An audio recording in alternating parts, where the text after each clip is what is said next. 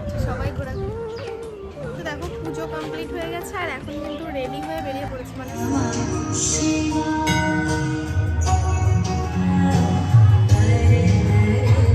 টাঙ্গা station থেকে নেমে মাথা পিছু 20 টাকা করে ভাড়া দিয়ে চলে এসেছি। হ্যালো এভরিওয়ান, কেমন আছো সবাই? আশা করছি তোমরা সবাই অনেক ভালো আছো আর আমরাও কিন্তু অনেক অনেক ভালো আছি। এই যে শাড়ি পরেছে, আজকে হচ্ছে সরস্বতী পুজো।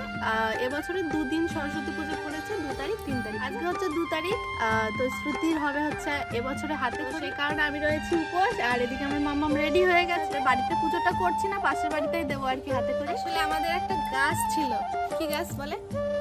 আকাশমণি গাছ। গাছটা লাগিয়েছিল হচ্ছে আমার শ্বশুর মশাই একটাই। তো এটা দিয়ে হচ্ছে আমাদের খাট বানানো হবে, ঘরের জানলা দরজা বানানো হবে, দুটো খাট হবে।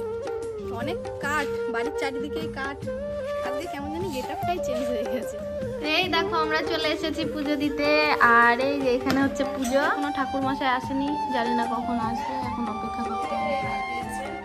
তো এসেছে, অনেকক্ষণ ধরে আমরা অপেক্ষা করছি আমাদের পাড়ার ঠাকুর মশাই। তাও আমাদের পাড়ার পুজো ঠিক মতো করে না, আমরা সবার লাস্ট অন্য পাড়ায় পুজো করে চলে আসছে, আমরা এখন লাস্টে পুজো করছি।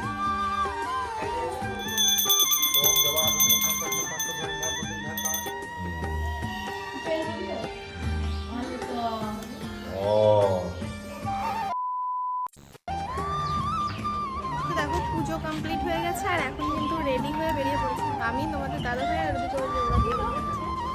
তো আমরা সবাই মিলে বেরিয়ে ঘুরতে। সরস্বতী পুজোর দিন বুঝতেই পারছি, সবাই ঘোরাঘুরি করছে, আমরা এবার কেন বাদ যাবো। তো চলো কোথায় যাচ্ছি ঘুরতে। আমি কিন্তু ফার্স্ট টাইম যাচ্ছি ওখানে। চলো কি করবো না করবো সবটা তো তোমাদের সঙ্গে শেয়ার করবো। তো এখন কিন্তু ট্রেনের টাইম হয়ে গেছে, চলো এখন ভিডিওটা স্টপ করে দেখা হচ্ছে।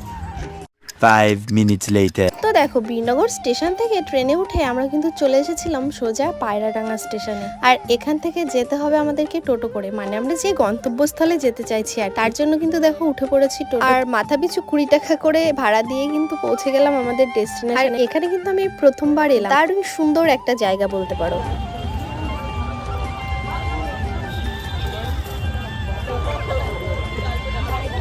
পায়রাডাঙ্গা স্টেশন থেকে নেমে মাথা পিছু 20 টাকা করে ভাড়া দিয়ে চলে এসেছি মুকুন্দপুর ঘাট। ঠিক আছে, এটা একটা গঙ্গা, এখানে অনেকে দেখো স্নান করছে। সবশেষে একটাই কথা বলতে চাই, আজ মনে হয় এমন কোনো জায়গা নেই যে যেখানে ফাঁকা আছে।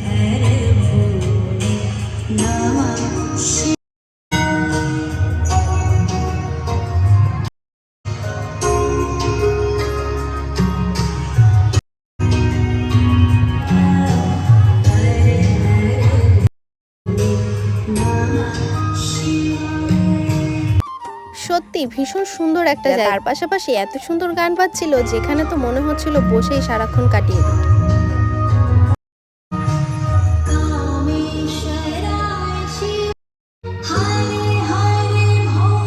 যাই হোক, আজ যদি হাতে একটু সময় থাকতো আমি হয়তো বেশ কিছুক্ষণ এই মন্দিরে এই সময়টা কাটাতে পারতাম, কিন্তু সময় আজ এতই অল্প যে বেশিক্ষণ মন্দিরে থাকতেই পারিনি। যাই হোক, চলো আজকের ব্লগটা এখানে এন্ড করছি, টাটা।